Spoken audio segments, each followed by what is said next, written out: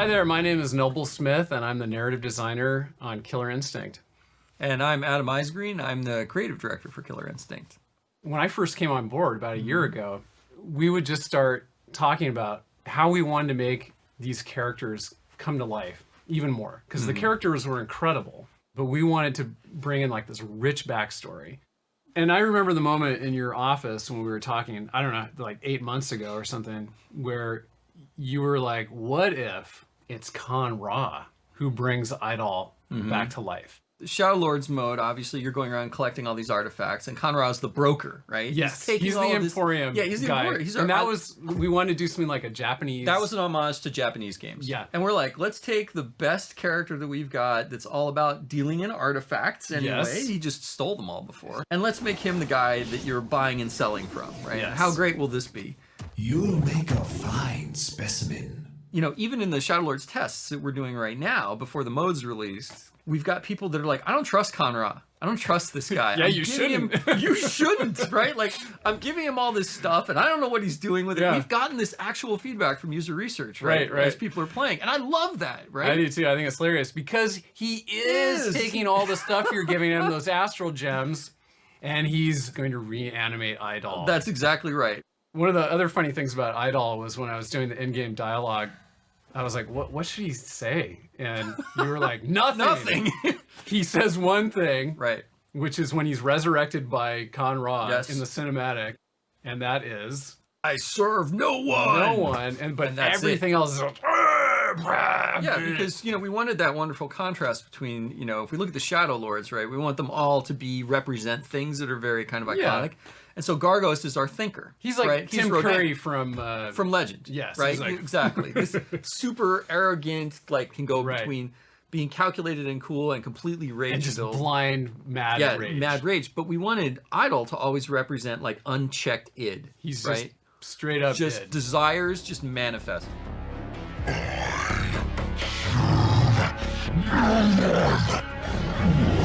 You know, everyone, even on the forums, has been speculating always that if we brought back Idol, that it would be some tool of Arya's. And like, hell no!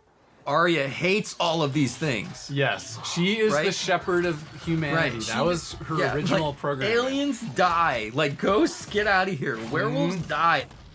The first character that was a new character that I actually saw when I started working on this was Hisako.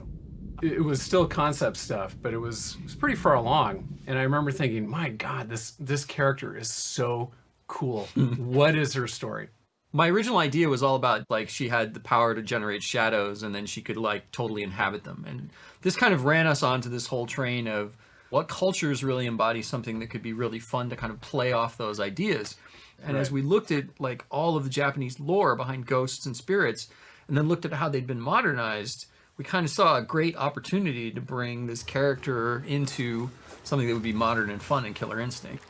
I wrote her original backstory before we did the extended one, right? And just kind of based it around the idea of making this really powerful spirit trapped in this girl's body, essentially, that, you know, just wants to rest and just wanted to be at peace, but no, stuff keeps happening that's, you know, drawing her out of that. その数はさらに増し、ありとあらゆるものを奪い、墓場さえも荒らした。 In a thing like a fighting game where you don't have a lot of avenues to tell story, you want to make sure that everything you tell actually has some meaning into the larger narrative of the game, right? Yes, definitely. So we get to something like, you know, look at Mira, for example. When we got to Mira and we're like, okay, Mira's part of this Siberian coven of vampires. But who was she before that? Right. I've been looking forward to this reunion, sister. You and I are super detail conscious. So when we were working on the in-game dialogue, she has this line where she conjures the bats. And that's in Russian because she was in the coven. Siberian coven. But she also says some things in Portuguese. Which is her native language. And I think that that's, you know, one of the important things that we're trying to do with Killer Instinct, right, is make sure that we're actually authentic. Yes. And this is why Sierra is speaking in Thai. We have Thunder speaking in his native language. We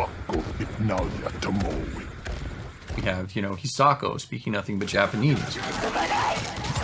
In the novella, Mira says something in Portuguese. but it's in Brazilian Portuguese slang. And I made sure to find that. And it was really satisfying for me to read one of the forums recently because somebody pointed out, I come from Brazil. I think it's so amazing that these guys did their research so well that they actually used Brazilian Portuguese slang.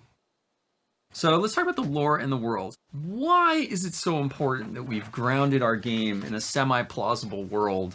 I think it goes back to like Star Wars.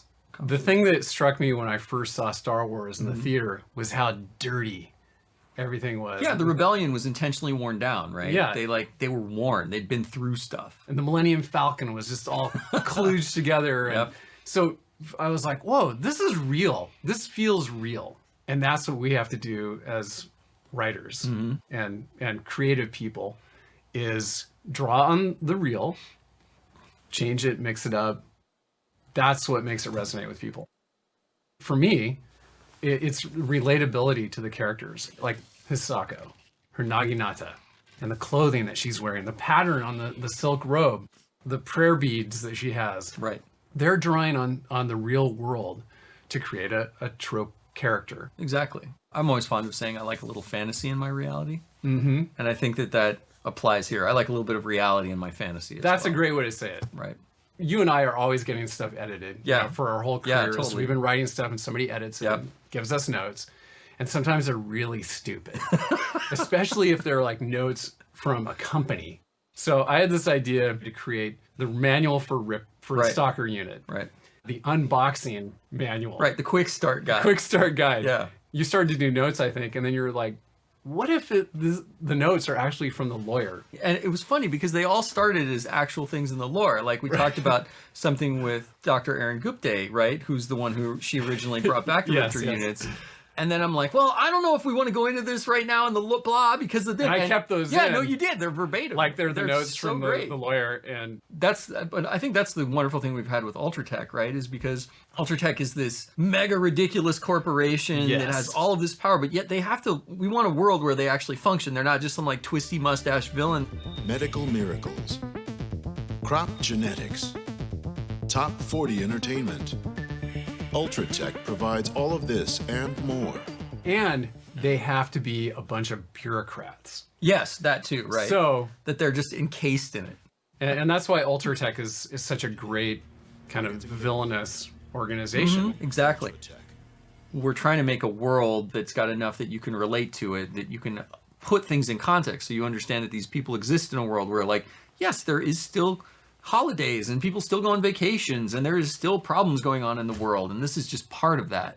Totally, and we're working on all of that. The story of these cultists who kind of arise out of the, that maybe Gargos has been infusing them with his mind control. Well, Gargos is never going to be truly defeated, right? Right. Maybe there's going to be a new Gargos. Maybe, or maybe other Shadow Lords, or maybe some of the Light Lords actually. Oh, yeah. Appearance. So what are we going to do in the future, narrative-wise? What can people expect from Killer Instinct going into the future in terms of narrative? Wow. Well, I think if people like the novella, I think we'll keep doing that. Oh, yeah. Keep adding, making it bigger and bigger, and eventually it could become a novel. Mm-hmm. Yeah, totally.